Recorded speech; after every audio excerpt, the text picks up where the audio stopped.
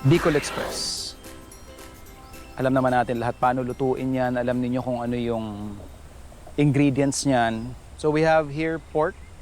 Tapos syempre meron tayong nakitang pakalat-kalat na papaya dyan. Isa doon sa mga I think very obvious na isa sa part ng cycle nila is yung papaya nga. Why not add it doon sa ating kilalang Bicol Express? In doing so, kakaroon tayo ng Pork Papaya Express.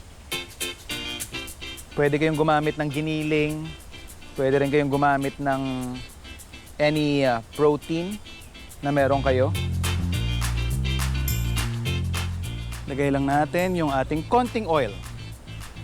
So makikita natin later on, magre-render yung sariling fat ng ating pork since we're using pork belly.